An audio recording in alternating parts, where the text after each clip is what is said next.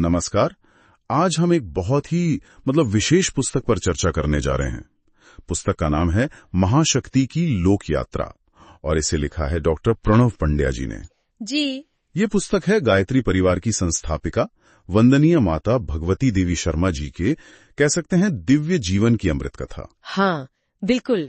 इसमें जो भी लिखा गया है वो उनके जीवन के प्रत्यक्ष सत्यों का एक बहुत भावपूर्ण संकलन है। हाँ, और उनसे उनके अलौकिक स्वरूप की झलक मिलती है ना? जी बिल्कुल। तो हमारा उद्देश्य यही है कि इस पुस्तक से कुछ महत्वपूर्ण ज्ञान और जो अंतर्दृष्टि है उसे सामने लाया जाए। चलिए शुरू करते हैं। पुस्तक की शुरुआत में ही एक बड़ी दिलचस्प बात कही गई है।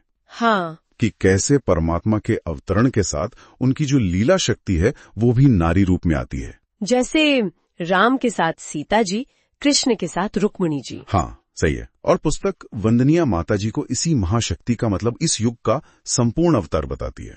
और गुरु भी।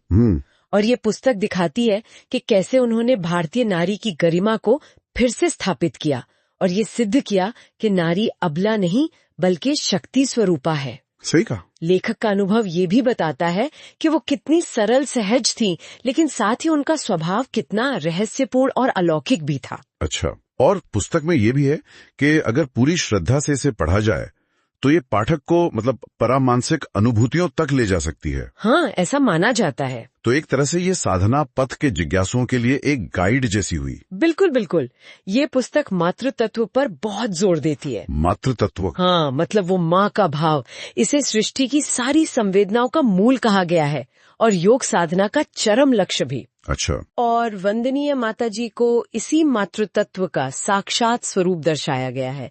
वो सिर्फ जन्म देने वाली जननी नहीं बल्कि संस्कार देने वाली सच में सबकी माँ थी। पुस्तक में उनके जन्म और बचपन के भी कुछ प्रसंग है शायद।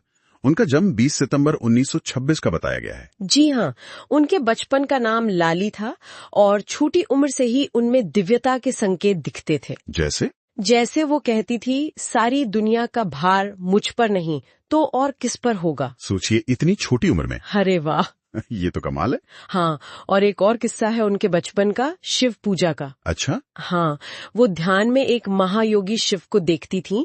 पुस्तक बताती है कि ये परम पूज्य गुरुदेव का ही संकेत था, उनके भावी जीवन और उद्देश्य की ओर इशारा। और ये भी कहा गया है कि गहरे ध्यान में उन्हें अपने पिछले जन्मों का भी बोध हुआ, जैसे कबीर की सहचरी लोई, रामकृष्ण परमहंस की संगिनी माँ शारदा। अच्छा, फिर पुस्तक में उनके परम पूज्य गुरुदेव से विवाह और उनके अलौकिक दाम्पत्य का भी वर्णन है। जी, और ये भी कि कैसे उन्होंने गुरुदेव के बच्चों को तुरंत अपना लिया और अखंड ज्योति संस्थान में सबकी माताजी बन गईं। हाँ, वहीं पे उनका वो कर्म योग और आत्मवत् सर्वभूतेषु का भाव, सब में अपने को देखना, वो प्रकट हुआ। हाँ, वो अब्दुल लतीफ वाली घटना का भी जिक्र है शायद। हाँ, बिल्कुल। उससे पता चलता है कि वो किसी तरह का भेदभाव नहीं करती थी सेवा में। और गायत्री तपोभूमि की स्थापना में भी उनकी प्रेरणा थी। उन्होंने अपने आभूषण भी दान कर दिए थे। जी हाँ, ये उनके त्याग को दिखाता है। पुस्तक उन्हें गुरुदेव की सच्ची साधना संगिनी कहती है। साधना संगिनी, हाँ, जो सिर्फ इस दुनिया में नहीं बल्कि सूक्ष्म लोकों में भी उनके कामों में सहयोग करती थी। उनके लिए कहा गया है, शिव और शक्ति का अद्भुत अंतर्मिलन, यानी दो शरीर पर चेतना एक। ये तो बहुत गहरा है।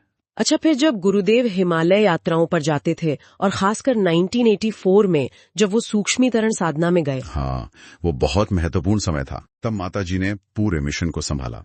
उनकी संचालन समर्थ की बात है पुस्तक में। बिल्कुल है। उस दौरान उनका जो मातृ स्वरूप था वो और भी ज्यादा प्रखर हुआ। पुस्तक बताती है कि कैसे वो बिना मांगे ही भक्तों की समस्याएं जान लेती थीं। सच में? हाँ, और उनका समाधान भी करती थीं, उन पर आशीष बरसाती थीं। और यहाँ तक कि 2 जून 1990 को गुरुदेव के महाप्रयाण के बाद, हाँ, वो तो बहुत कठिन समय रहा होगा। बहुत। उस असीम दुख को सहते हुए भी उन्होंने मिशन को संभाला और अपने महातप से सबको संबल दिया। और फिर वो 1990 का संकल्प श्रद्धांजलि समारोह हुआ। हाँ, वो तो उनकी महिमा का प्रत्यक्ष प्रमाण था। लाखों लोग आए, वो भी मुश्किल परिस्थितियों में हरिद्वार पहुँचे और सारी व्यवस्था एकदम ठीक चली। कमाल है। जी। तो संक्षेप में अगर देखें तो महाशक्ति की लोक यात्रा वंदनीय माता जी को सिर्फ एक ऐतिहासिक व्यक्तित्व नहीं मानती। नहीं, बिल्कुल नहीं। बल्कि उन्हें महाशक्ति, दिव्य मातृत्व, योग शक्ति और निस्वार्थ सेवा की साक्षात प्रतिमूर्ति के रूप में प्रस्तुत करती है। हाँ, और ये पुस्तक ये भी स्थापित करती है कि उनकी चेतना आज भी सक्रिय है। जैसा कहा गया है, वे आज भी हैं, यही हैं। हाँ, और हमारा मार्गदर्शन कर रही हैं।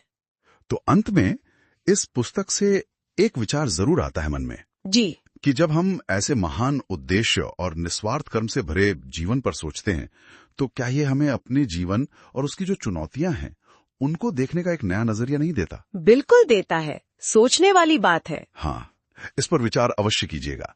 नमस्कार। नमस्कार। तो आज की ये चर्चा यहीं समाप्त करते हैं। अधिक जानकारी के लिए श्रोतागण गायत्री परिवार की वेबसाइट www.awgp.org और YouTube चैनल शांति कुंज वीडियो पर जा सकते हैं या अपने नजदीकी गायत्री परिवार केंद्र से संपर्क कर सकते हैं। सादर धन्यवाद। धन्यवाद।